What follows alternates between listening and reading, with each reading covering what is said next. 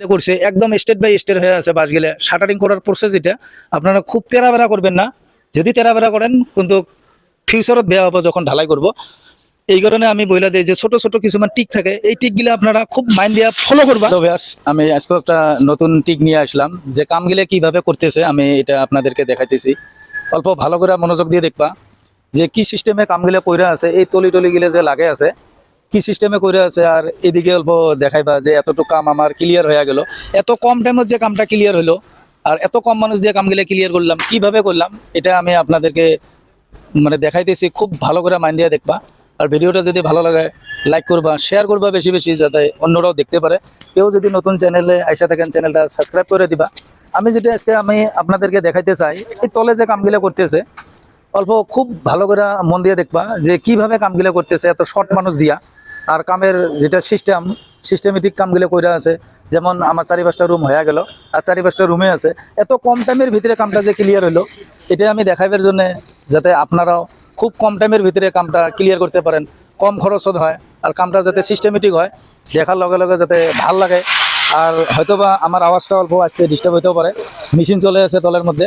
আর কাম করি থাকা অবস্থায় আমি আপনাদেরকে দেখাইতেছি। যেমন এই সিঁড়িটা আমার অল্প এইদিকে দেখেন, সিঁড়িটা আমার ক্লিয়ার হয়েছে।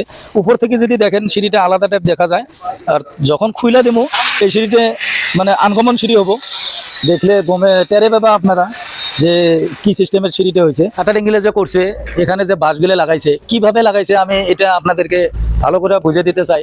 অল্প এদিকে আছেন, এই বাঁশটা ভালো করে মাইন্ড দিয়ে দেখবা। বেশি যদি তেরা হয়ে থাকে তাহলে কিন্তু অল্প যখন ঢালাই করব এ সাইড হয়ে যাব, তখন কিন্তু স্ল্যাবটা আপ ডাউন হয়। এই বস্তুটা খুব ভালো করে মাইন্ড করবা আপনারা যে কোনো টাইমের ভিতরে বাঁশ লাগাইতে বেশি তেরা করবেন না। তেরাটা করলে কি হবো, আপনার যখন ঢালাই লোড পড়ে যাব, উপরে প্রেশার পড়ে যাব, তখন এই গোড়াটা সাইড হয়ে যাব, তো তখন কিন্তু আপনারা অসুবিধা হবো। যেমন এদিকে ভালো করে অল্প মাইন্ড করে দেখা যে কি সিস্টেমে কামগুলো করছে একদম স্টেট বাই স্টেট হয়ে আছে বাসগুলো শাটারিং করার প্রসেস এটা আপনারা খুব তেরাবেরা করবেন না। যদি তেরাবেরা করেন কিন্তু ফিউচারত বেয়া হবো যখন ঢালাই করব। এই কারণে আমি বইলা দিই যে ছোট ছোট কিছুমান টিক থাকে, এই টিকগুলো আপনারা খুব মাইন্ড দিয়ে ফলো করবা যাতে আপনাদের অসুবিধা না হয়। এটার জন্য আমি আপনাদেরকে বইলা থাকি যে খুব ভালো করে মাইন্ড দিয়ে কাজ করবা, কাজ করলে কাজটা খুব ভালো দেখা যায়। তো যাই হোক, যদি ভিডিওটা ভালো লাগে লাইক করবা, শেয়ার করবা বেশি বেশি, যাতে অন্যরাও দেখতে পারে। কেউ যদি নতুন চ্যানেলে এসে থাকেন চ্যানেলটা সাবস্ক্রাইব করে দিবা। আর আমাকে যদি কিছু বা কভার আছে আপনারা কমেন্টের মাধ্যমে জানাইবা, আমি ওই রকম করে ভিডিও করে দিব। এই তলিগুলোর যেটা মেজারমেন্ট আপনারা যদি চিন্তা করেন যে উপরে ওঠা লাগবো, মেজারমেন্টটা নিতে হবে, আবার তলে নামে আসা লাগবো, আবার মেজারমেন্ট নিয়ে চড়া লাগবো, অ্যাকচুয়ালি কামগুলো ওই রকম না। তলের মধ্যে তলে মেজারমেন্ট করে রাখা দিছি। এখন যদি এই তলিটা আমরা উপরে লাগাই একদম একুরেট মেজারমেন্টে হবো। তো যার ধরনে আপনারা দেখতে পাচ্ছেন তলে গেলে তলে তলে কাইটা আমরা মেজারমেন্ট করে রাখছি।